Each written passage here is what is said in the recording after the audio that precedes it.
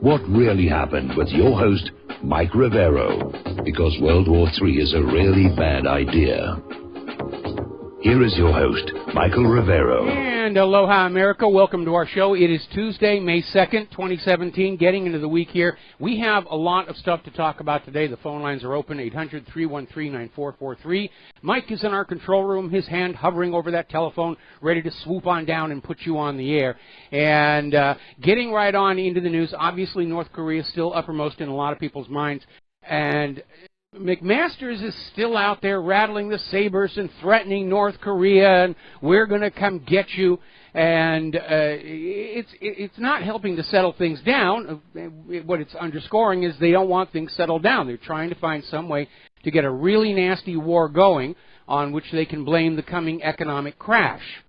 Because if the economy crashes and they don't have an enemy to blame it on, oh, it's Russia, it's China, it's North Korea, then the American people are going to say this was a mess created by the private central bank aided by a complicit United States government, and things are going to get very ugly, especially when corporate supply chains start to collapse and people start getting very, very hungry. And I'm trying to remember who it was who said that the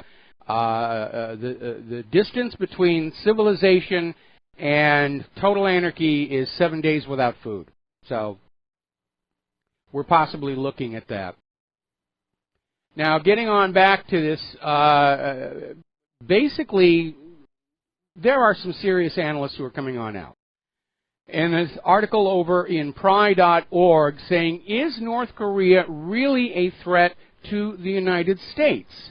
And they're talking about many U.S. officials and pundits are out there with the threat from North Korea, and just like they told us the threat from Iraq and the threat from Iran. But Korea experts are saying that really is ridiculous. And Frank Januzzi, who's an expert, says the likelihood of a sneak attack by North Korea, especially one with nuclear weapons, is infinitesimally small. And he's absolutely right, and it's what we have been saying all along. The whole point of a nation acquiring nuclear weapons is to deter invasion, to deter an attack. And even if Saddam Hussein had had nuclear weapons, he wouldn't have struck first. Why throw away your deterrent? That's a very bad strategic move to make. Same thing, if Iran ever gets nuclear weapons, they're not going to attack anybody. They're not going to attack the United States or Israel because the resulting retaliation would melt the entire country down into slag. And the same thing is true of North Korea. North Korea wants nuclear weapons so that they will be left alone. And we posted a graphic on the page of whatreallyhappened.com, which you might want to copy off and send around. And it is a list of all the recent U.S. interventions into countries over the last several years, and they're all commented. This country did not have nuclear weapons to deter invasion. It gets down to the bottom of the list, and it says, now you know why the United States wants North Korea to get rid of their nuclear weapons, to make it easier to eventually invade. Meanwhile, North Korea is pushing back on the provocations by the United States, where apparently two supersonic B-1B Lancer bombers have been basically flying over the peninsula. And these are nuclear-capable bombers. And it tells you who the aggressor and the provocateur is. Because North Korea isn't flying their aircraft near our country. There are no North Korean warships off our coast. We know who the aggressor is. And unfortunately, the deep state is absolutely desperate for war. Because they think it's going to solve all the problems, that we, the American people, are going to forget all about the crimes and the corruption and all the abuse we've suffered over the last couple of decades, throw the flag a snappy salute, and fling our money and our babies onto the designated enemy's bayonets. It's not going to happen. It's a very different public perception of war right now than it has been in the past. Because, again, we all know we were lied to about Saddam's nuclear weapons. We know we were lied to about Assad's gas, just as we were lied to about a Spanish mine in Havana Harbor and torpedoes in the Gulf of Tonkin. Pearl Harbor was a surprise. The Lusitania wasn't smuggling weapons to Great Britain. We have been lied to so much, the prudent assumption whenever anybody in government and the corporate media opens their mouth is, oh, look, here comes another lie. And North Korea is basically saying they're going to strengthen their nuclear force to the maximum. And what that really means is the cost of invading North Korea will be far greater than any possible advantage you could get out of it. That's the whole point of having a nuclear deterrent. Lots of countries have nuclear weapons. So far, only one has actually used them on the people of another country, and that's the United States. Everybody wants to talk about disarmament. Let's start with the nation that actually has been psychotic enough to do this. Now, the THAAD missile system, the Terminal High Altitude Area Defense Missile, is now operational in South Korea. The people living around it are very unhappy because it makes them a high priority target in the event of a conflict breaking out with North Korea. We're going to do a shout out to our on-air affiliates who are just now rejoining our network. China is very upset over the presence of the THAAD. They are demanding an immediate halt to the THAAD deployment in South Korea. And basically came on out and said China is ready to protect their interests. So everybody's fanning this up. They're ramping it up. Now, South Korean media is warning about Trump's mouth threatening the U.S. alliance. And this gets back to the fact that the United States has just planted THAAD in South Korea, then turned around and demanded South Korea pay for it, about $1 billion. And the government of South Korea said, you know, we didn't really want it here, and we're not going to pay for it, and you can go pound kimchi. And, of course, we're coming up in just over a week on South Korea's elections. And the leading candidate right now is saying that if he wins, if the election isn't stolen from him, if he isn't assassinated, that he wants the United States to get out of South Korea. They'll take care of their own defense, and he wants to reach his hand across the DMZ to Kim Jong-un and say, let's tone this down. Let's get back to talking about reunification.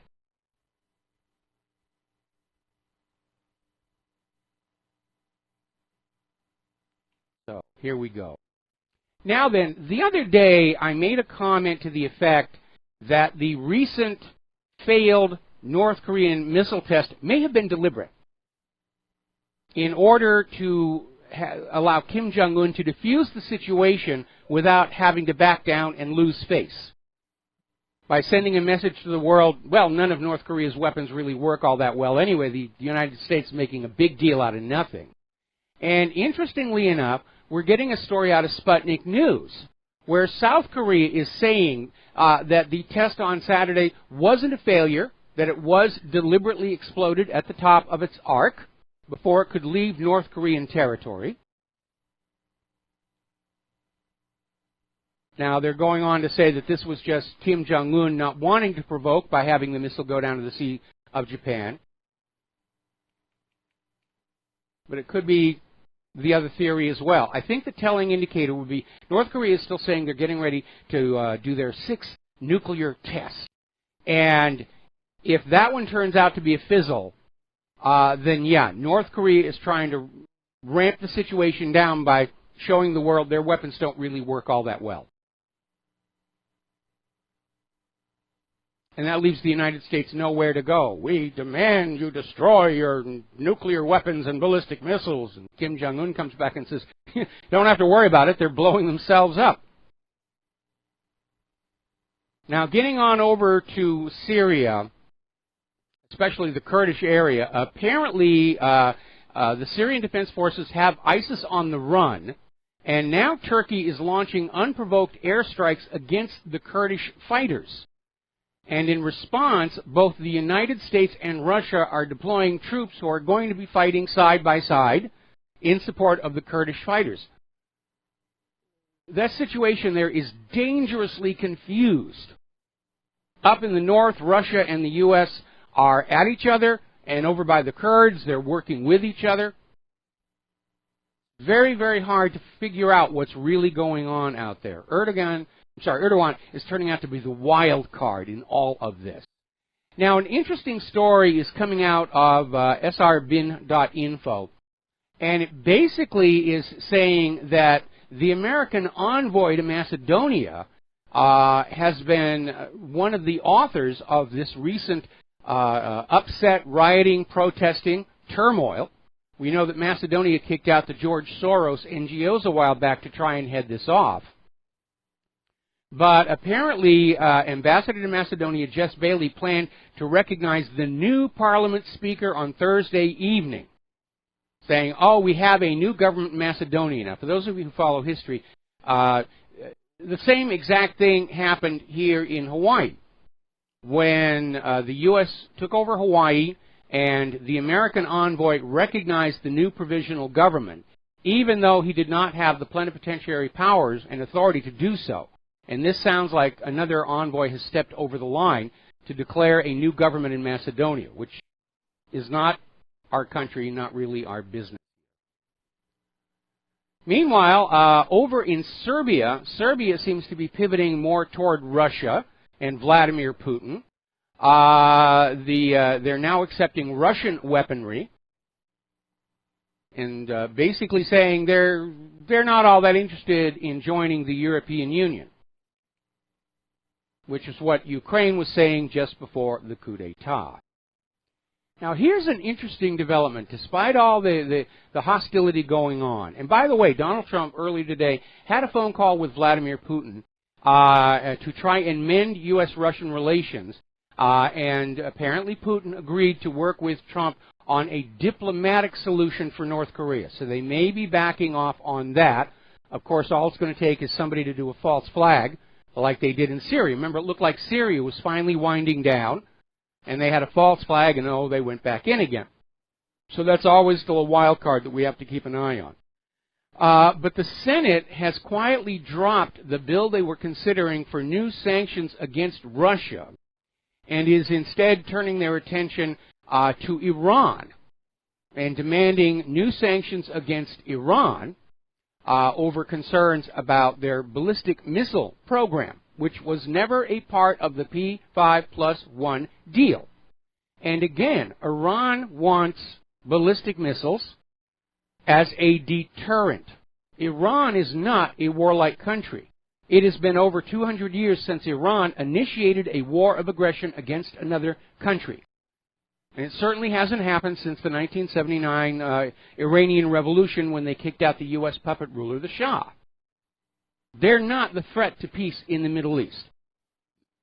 By the way, apparently a few months ago there actually was a poll that was conducted by one of the global media organizations. Who's the greatest threat to world peace? And the United States came in at number 1, and the poll was quickly buried and will never be repeated again, as far as we can tell. But they're talking about new sanctions on Iran to basically just increase the pressure on them. But Iran is not a threat.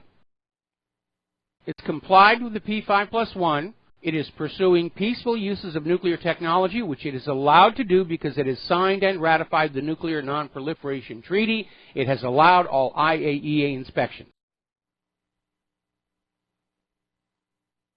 But Israel wants Iran smashed up into little tiny pieces that are easier to bully and push around. And that's a big part of what's driving this. And of course, the private central bankers are very angry with any nation that has a state central bank that manages the public currency as a public utility for the benefit of the public. Now, Hamas has issued a policy statement, and I'm not sure what they were intending to do. Basically, they've come on out with a political document saying that it accepts the formation of a Palestinian state along the 1967 borders without recognizing the statehood of Israel. And it says the conflict in Palestine is not a religious one. Now, these are now the official positions of Hamas.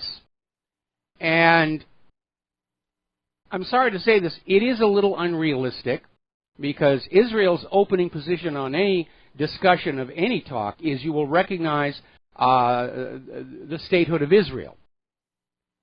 And the reason that's always been a sticking point is since its creation, Israel's attitude has been, you will recognize our statehood, we don't have to recognize yours.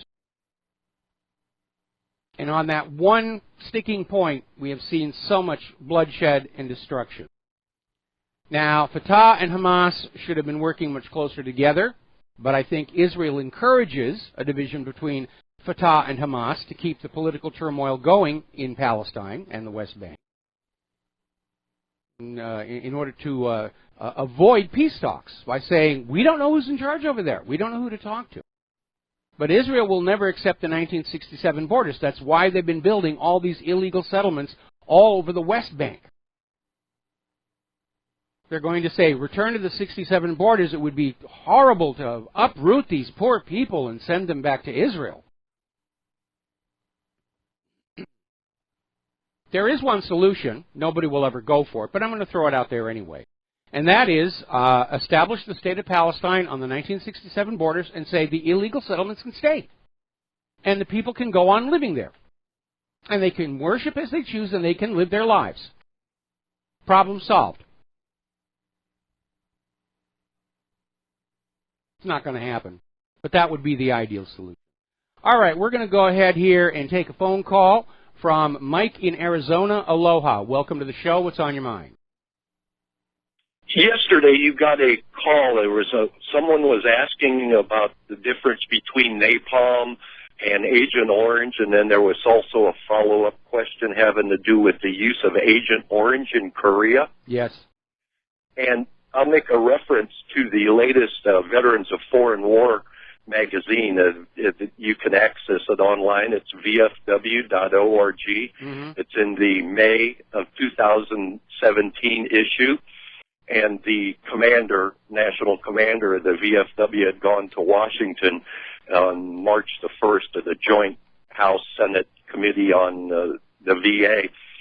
And it says in here to amend the Public Law 108-183 required the VA to begin a presumptive date of veterans exposed to Agent Orange along the Korean DMZ to 1 September 1967.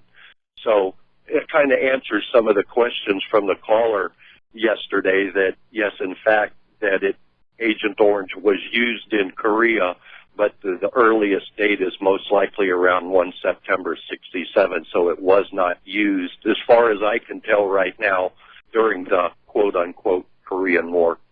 Yeah, it was used to defoliate the DMZ, but that was after the ceasefire had been settled on. And they wanted to just raise that DMZ absolutely flat, load it up with mines, and keep their visual, their lines of sight for surveillance. But it has created a problem, because if Korea reunifies, it's not like people can just walk across that land. That stuff is hideously toxic, and it lasts forever. They're literally going to have to build shielded highways and transit tubes to connect the two Koreas. Because that DMZ is going to be a no-man's zone for a very, very long time.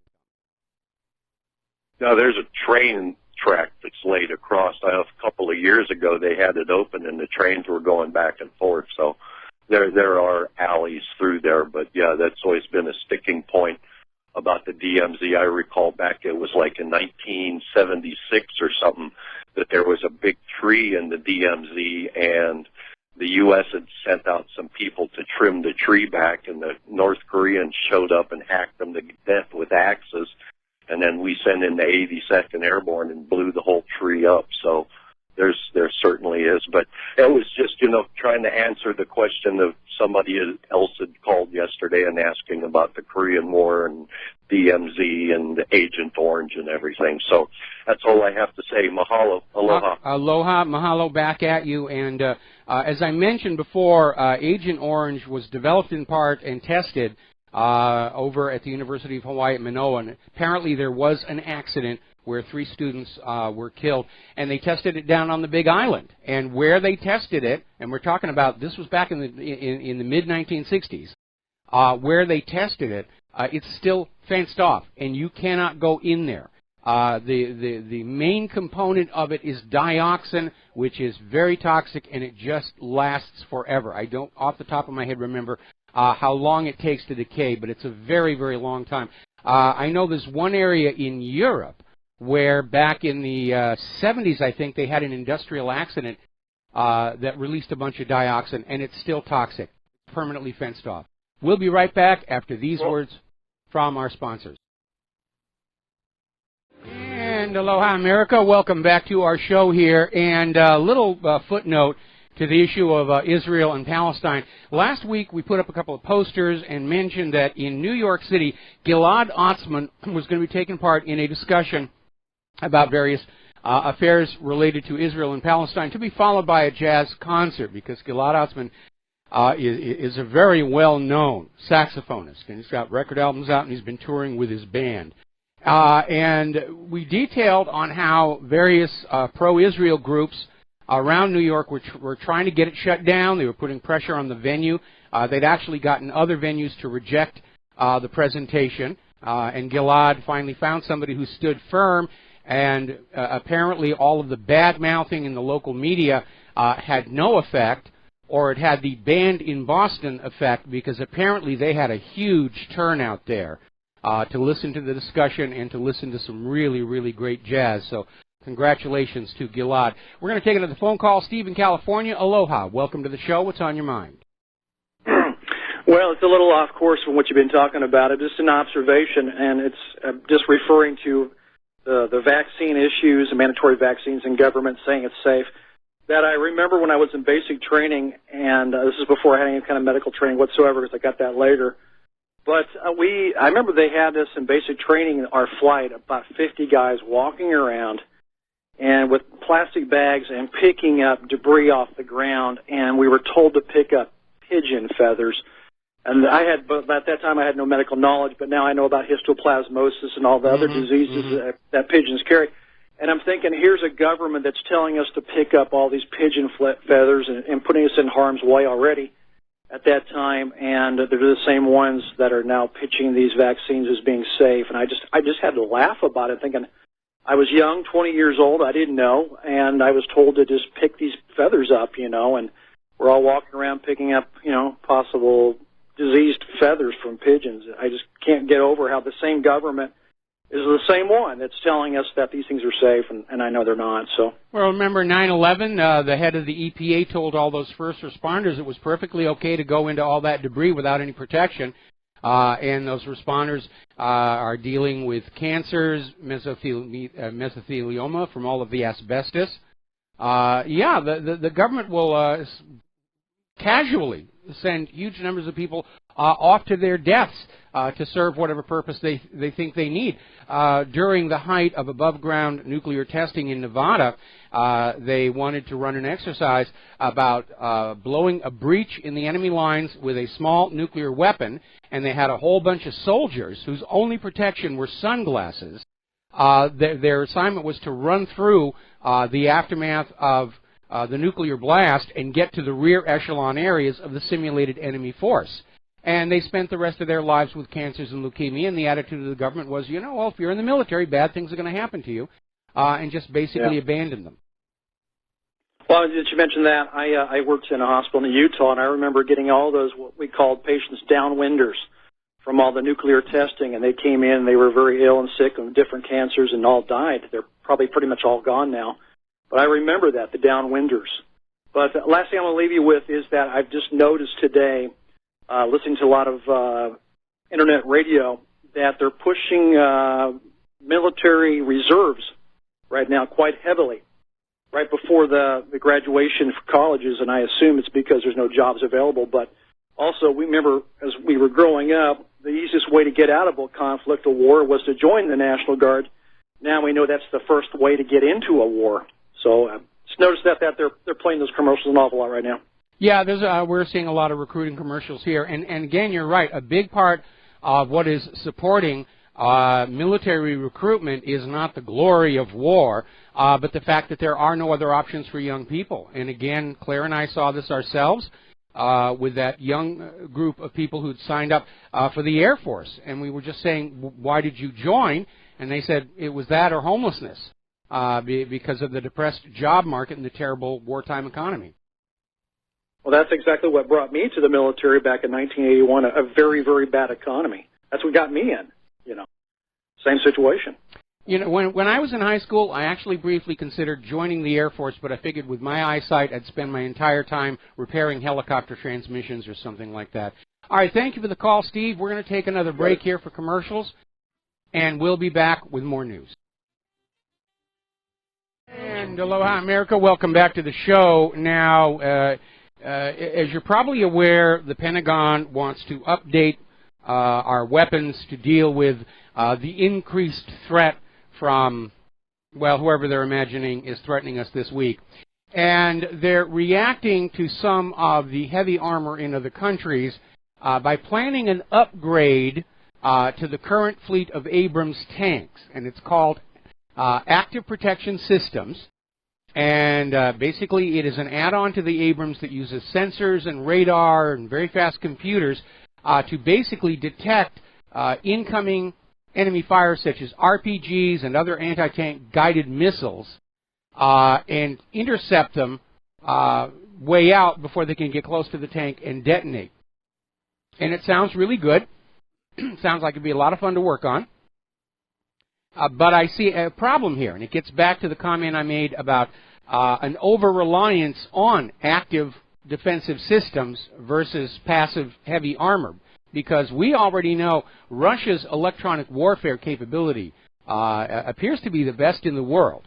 We know they paralyzed the Donald Cook, and they may have had a hand in driving so many of those cruise missiles off course during the recent launch into Syria. We don't know that, but if they didn't, then it tells us those cruise missiles have a terrible, terrible failure rate, more than 50%. But it looks to me like this active protection system can probably be jammed or blinded in order to allow the anti-tank munitions to get through. So I'm not sure how much benefit this is going to be. Certainly it's going to cost a lot of money, and somebody's going to make some bucks on it. Now, getting on over into politics, Bob Woodward was on Fox News Sunday, basically talking about this Trump dossier, about the prostitutes and the Moscow hotel and everything. Basically, it's garbage. It's a garbage document. It had no provenance whatsoever, and the intelligence chief should apologize to Trump. And yes, they should. This was a smear job, plain and simple, for political gain. And I think some of these people ought to be fired over that, because the job of an intelligence agency is to provide the most accurate and factual information to the government, so that the government is not making critical decisions on the basis of guesswork, because that can lead to disasters. They get caught up in magical thinking, or it may have been this, or they're taking guesswork and putting their seal of approval on it. It creates a very dangerous situation where somebody might make a decision on the basis of totally inaccurate information that can lead to another war. Okay, we're going to take another phone call. Charlie in Los Angeles, aloha. Welcome to the show. What's on your mind?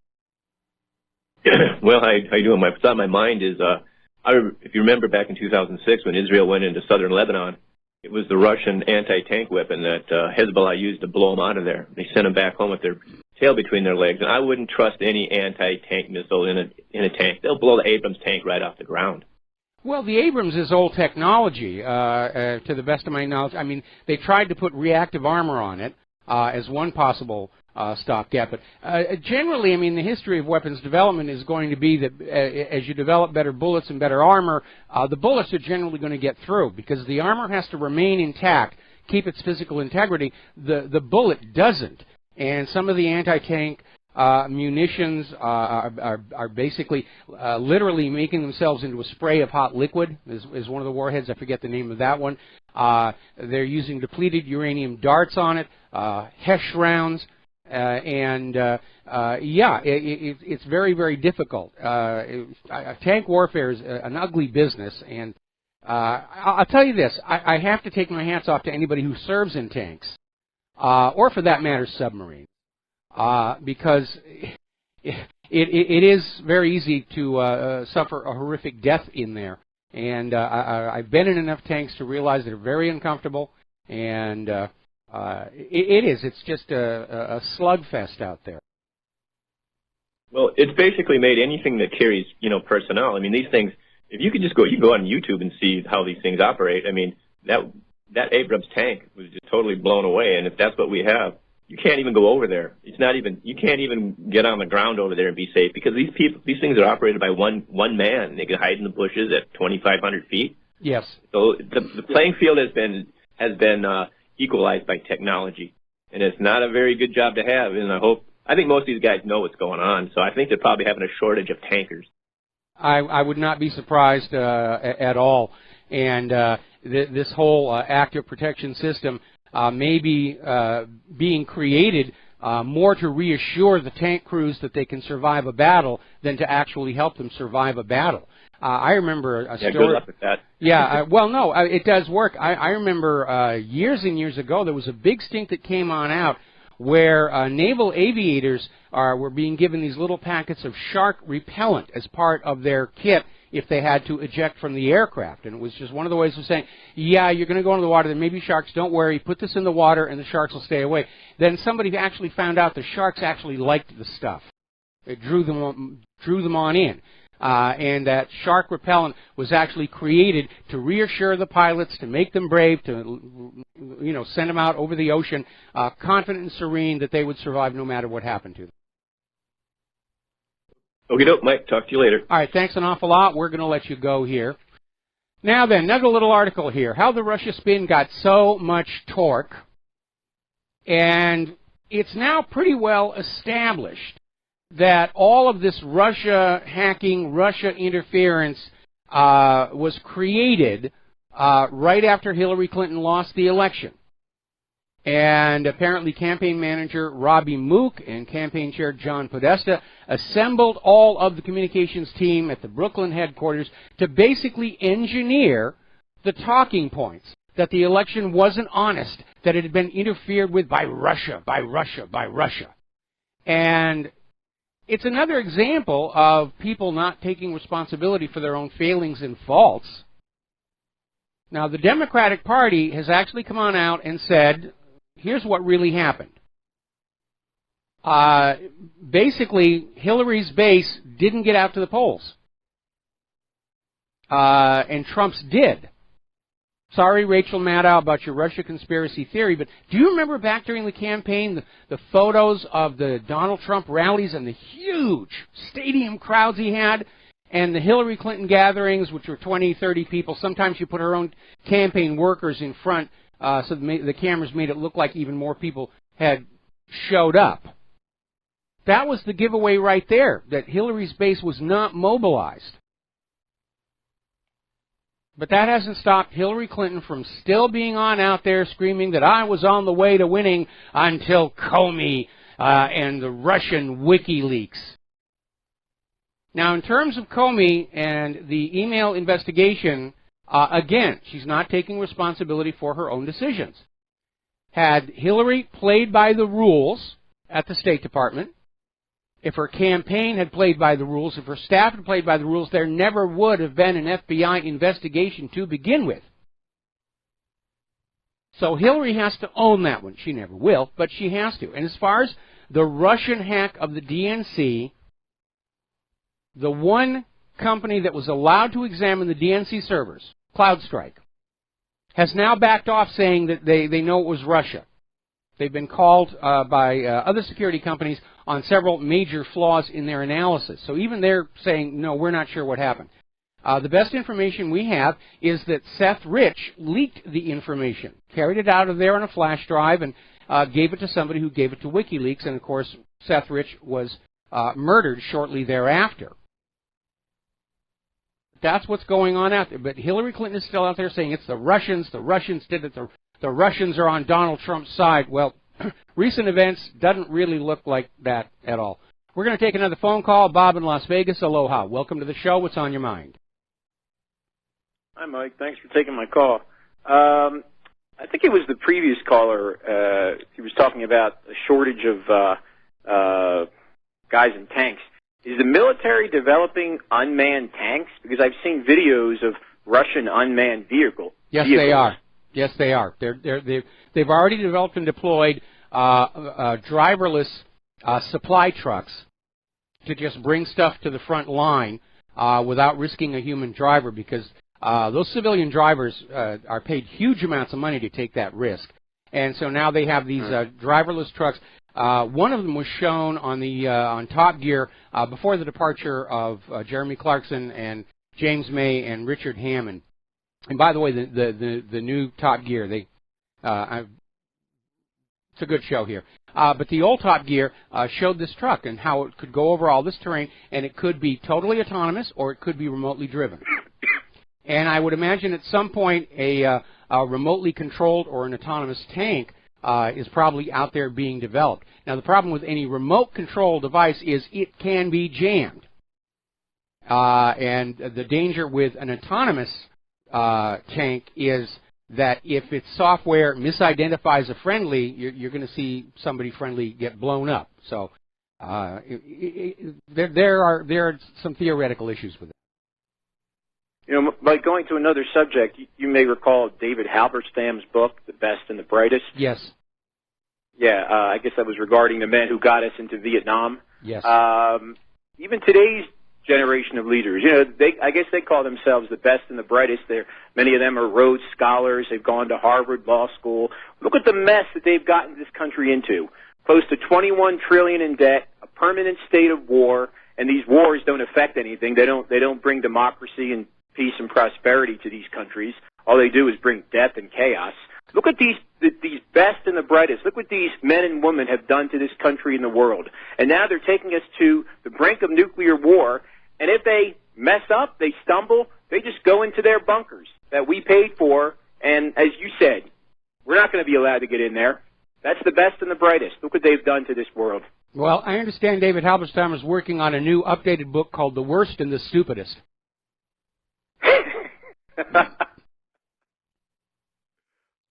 Okay? Thank you, Mike. All right, thank you. We're going to let you go here. Now, at this point, the Democratic Party is in serious, serious trouble. They're trying to stay relevant. They don't really have a leader left anymore. Hillary is basically fading into history, no matter how much screeching she does. Bernie Sanders is still being rejected by the DNC and the leadership. So they don't really have anybody. They don't have anybody who's up and coming for 2020. If I could place a suggestion, Tulsi Gabbard. And so they don't have a message other than the ones they've been regurgitating all the time about, oh, there's racism, there's sexism, we've got to be politically correct. And that is starting to wear out as well. People are realizing they were had when they were fanned up to be angry about race or angry about microaggressions or angry about all the rest of it. We were all had. We were royally had. And so that is failing. So they don't have a leader. They don't have a message. And right now it seems like the Democratic Party, all they've really got is the resist Trump message. We're going to resist Trump. We're going to resist Trump. And that really isn't enough, I think, to hold together a voting coalition. Now, as we mentioned the other day, Supreme Court Justice Kennedy is getting ready to retire, and that opens up another Supreme Court seat for Donald Trump to fill. And Roger Stone is reporting that the list of potential Supreme Court nominees does have Judge Napolitano on it. And I think that would be really very, very cool, because he's made a lot of sense over the years with what he's saying on TV. I would hope that he would carry that awareness, that mindset onto the bench. But time will solve that mystery. Meanwhile, George Soros has found himself a new enemy that he can spend his money and influence on. And it is an Article 5 convention resolution. Now, everyone's talking about a peaceful way to change what's going on in this country. And if you go into the Constitution under Article 5, there are actually two ways to change the Constitution. The first is an act of Congress signed by the President and then ratified by 3/4 of the states. The second way most people are unaware of is the states themselves can directly propose a change to the Constitution through what is called an Article 5 convention. And there's a growing movement in many states to have such a convention and try and fix some of the problems with that Constitution.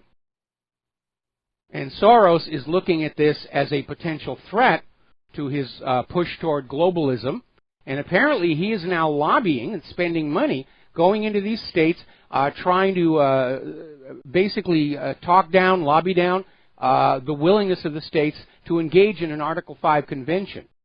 But at this point, that might be the very last thing that is going to save this country before it gets to violence. And I got to tell you, I am very dismayed. I'm very upset over all the emails I get and the occasional phone calls where everybody's saying, we can't wait any longer, we're going to have to take this government on. And I've run out of ideas.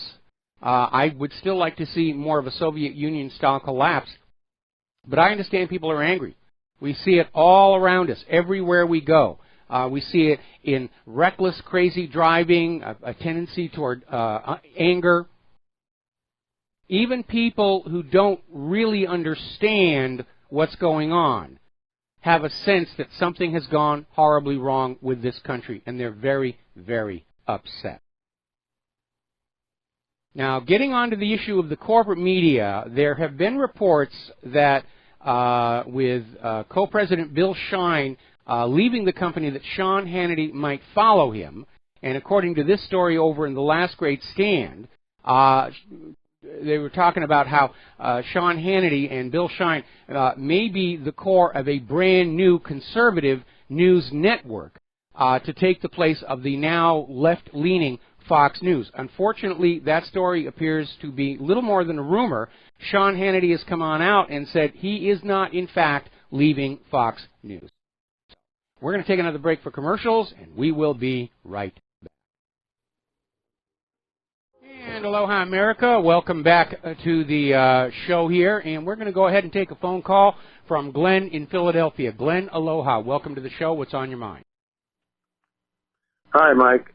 You know, with all this robotic and drone stuff, if it follows out to its logical conclusion, we could see a war where it's like completely robotic on both sides. It's just kind of like the big, like a really scaled-up version of the cable TV show Robot Wars. Yes, maybe, but again, in terms of the cost involved, if you look at how much these things cost, obviously human troops are much less expensive, especially if part of the goal of the war is to thin out the human population in the enemy's country. Yeah. It kind of reminds me of the one James Bond movie where he played a video game. Sean Connery played a video game against the villain where they electrocute you every time you get hit. You know, this kind of, we just have the leaders, you know, go and play this video game, and whoever loses, loses. Yeah, that was the remake of Thunderball. I forget the name of the actual movie, but that's basically what it was, a remake of Thunderball. I would love to see wars settled by the leaders getting into an arena with a couple of swords and having at each other. I think one of the good things about the way war used to be fought, where the leaders got out in front and led their own troops, is there was an automatic incentive not to go to war unless you really, really had to. But today, when our leaders are safe at home inside their air-conditioned bunkers and everything, there's no impediment. They're going to keep on going to war until they run out of money and run out of people. Yeah, exactly. I hear that they may want large numbers of deaths, but I thought of one thing about that the cruise missile attack on the Syrian airfield. Yes. You know, you were talking about not knowing, you know, what sort of anti-missile, you know, equipment they had in terms of electronics or the S-300, 400 missile systems. You're probably familiar with the Wild Weasel system, right, which is designed to go in, you know, a fighter plane goes in and gets them to light up their surface-to-air missile radars. It's an anti-radar, yeah, it's an anti-radar platform. Yeah. Well, I'm kind of wondering, maybe there was sort of a Wild Weaselish element to this cruise missile attack to try and assess their responses. They had a bunch of cruise missiles whose expiration dates were coming up, and they thought maybe they'd give a chance to assess the S-300 and S-400 missile systems and any other electronic systems that might have been used against them. I'm just kind of wondering if that. Oh yeah, and that would apply not just to the missile radars, but to the electronic jamming. Because you don't really want to use it unless you're making a point, which is what Russia was doing on the Donald Cook, because it's a certainty that the Donald Cook's electronic warfare people were making recordings of whatever signals were being directed at them in order to break them down and find out what was going on. Exactly. So I wouldn't be surprised if, and even if that wasn't the original intent, certainly you're going to gather as much information as you could from whatever happened to try and develop your systems. So we'll have to see. But that's all I really had. Thank you. All right. Thank you very much. Yeah, absolutely. When you have a system like this, you don't turn it on without a good reason, because the other side is going to be recording those signals and figuring out what it is you're really doing. And maybe the systems that were on the Russian plane that overflew the Donald Cook were older, no longer frontline systems, just to keep everybody guessing. But I really do think this over-reliance on technology represents the same strategic mistake Nazi Germany did toward the end of the war. They bet everything on the V-1 and the V-2 and their stealth jet. They actually had one. It never saw service. And it failed to turn the tide of the war. We're going to take another break here for station identification. We've got another caller waiting on the line, and we will be right back.